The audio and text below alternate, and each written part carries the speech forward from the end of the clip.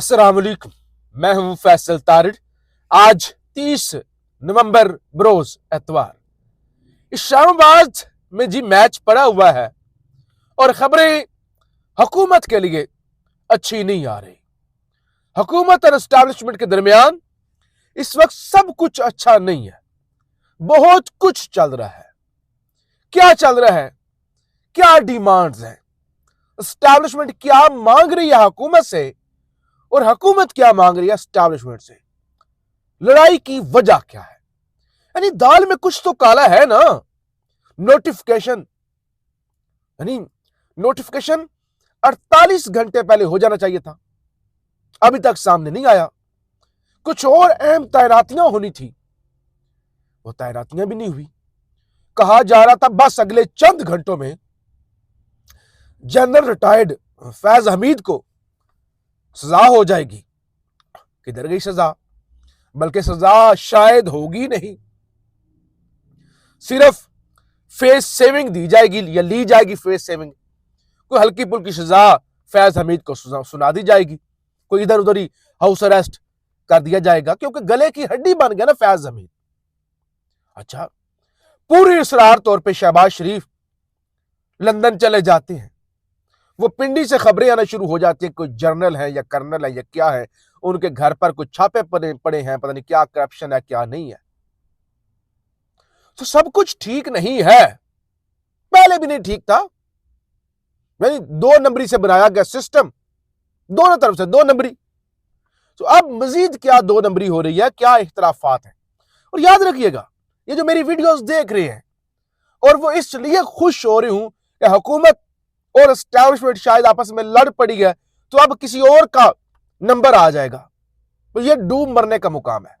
अगर वो कैसे सोच रहा है ना कि बददुआओं से हुकूमत और एस्टैब्लिशमेंट आपस में लड़े और हुकूमत और पीटीआई यानी इमरान खान और एस्टैब्लिशमेंट की डील हो जाए, तो अगर किसी की ऐसी सोच है तो फिर उसकी अपनी मर्जी कि वो रखे, वो असूलों पर ना खड़ा हो, वो किसी डील के इंतजार में हो, वो किसी की लड़ाई के इंतजार में हो और फिर दूसरे लाइन में लग जाएं और वो फिर लड़ाई के इंतजार में हो कि इमरान खान और फौज की लड़ाई हो, फायदा हम उठाएं।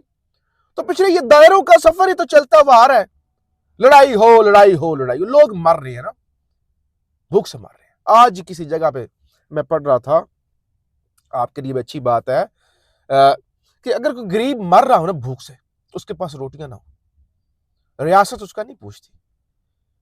कोई गुर्दे भी बेच देना अपने बच्चों की रोटी के लिए, रियासत को नहीं पता होगा।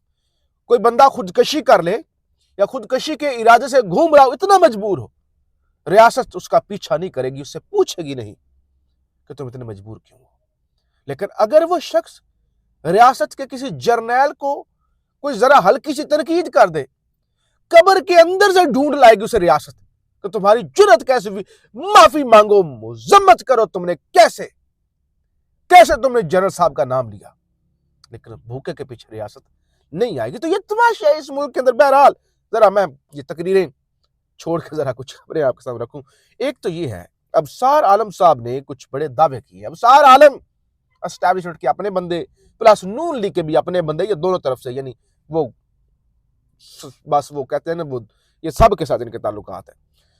अबसार आलम साहब ने कुछ बड़े दावे और बड़ी बातें की, और जाहिर ये बात ठीक है, ज्यादातर बातें ठीक है, इस्लामाबाद के अंदर ऐसी चीजें चल रही हैं। कहते हैं फौज सिविलियन हुकूमत पर उंगलियां उठा रही है कि ना इनसे मैशत चल रही है और ना तकर्रियां मेरिट पर हो रही हैं। काबीना समेत अहम ओहदों पर करप्ट लोगों को लगाया गया है। यानी फौज अब हुकूमत को कह रही है कि आप लोग नलायक हैं, आप जाहिल हैं, आप नखट्टू हैं, आप करप्ट हैं। अच्छा, पहले नहीं पता था?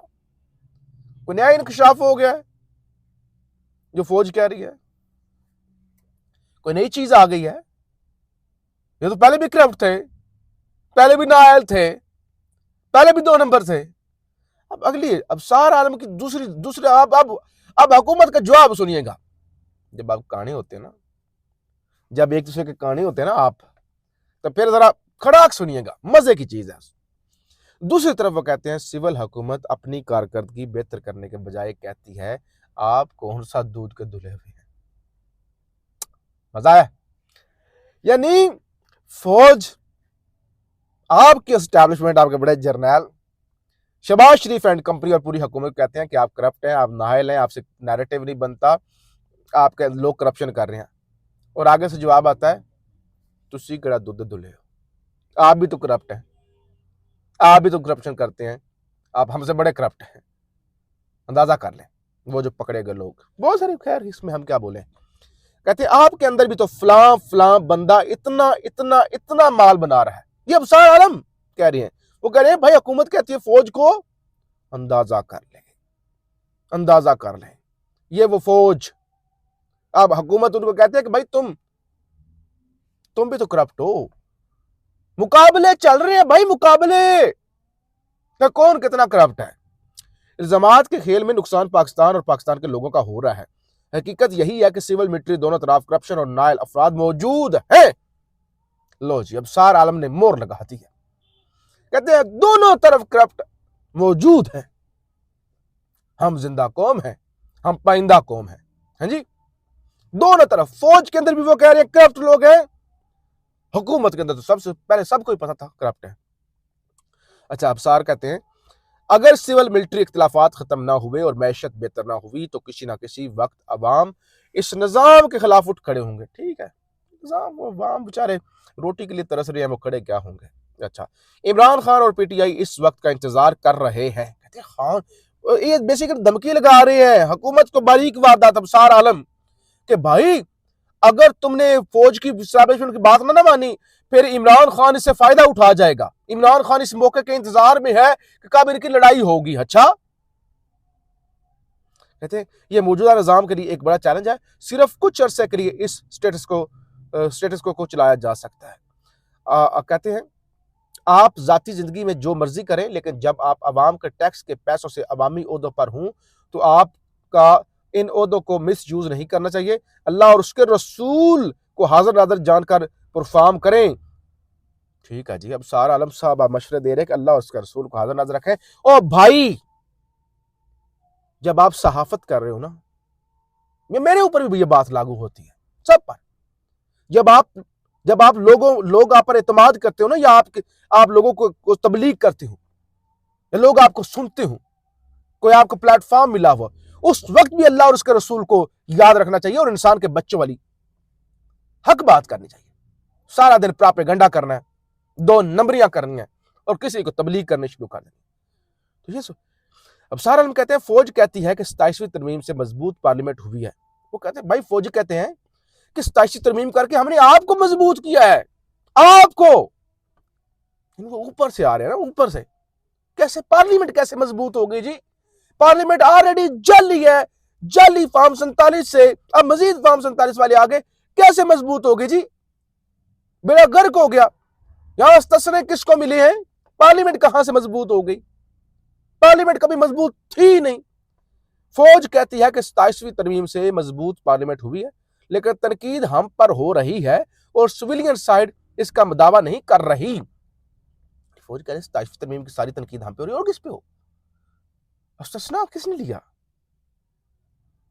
5 साल की नई तैनातियां और बहुत कुछ, ये तो होता है, हर चीज की कीमत होती है। अच्छा, आगे अबसार आलम यानी दावा कर रहे हैं सिविलियन साइड चाहती है कि vice chief of army staff का तकर्रर हो, लेकिन फौज उसके लिए तैयार नहीं। सुपीरियर फिर फौज होती है या हुकूमत होती है? हुकूमत होती है। तो हुकूमत चाहती है वाइस चीफ का तकर्रर हो, फौज नहीं चाहती। अच्छा, एनएफसी अवार्ड और मजीद सूबों के मामले पर सिविल मिलिट्री इख्तलाफ है।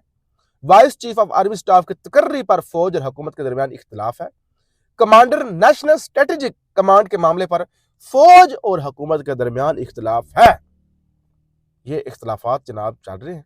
उधर से यूएन ह्यूमन राइट्स ने वो उड़ा के रख दिया था 27वीं तरमीम को। अब दफ्तर खारजा ने रद्द-ए-अमल दिया है कि हमारी पार्लियामेंट जो लोगों की नुमाइंदा है, 2/3 मेजोरिटी के साथ उसने ये तरमीम की है, लिहाजा अक़वाम मुत्तहिदा को अवामी नुमाइंदों की हुई तरमीम पर बोलने का कोई हक नहीं। लोग अच्छी तरह जानते हैं, बेवकूफ़ नहीं है, कितनी ये अवामी असम्बली और कितनी ये अवामी तरमीम है, सब जानते हैं।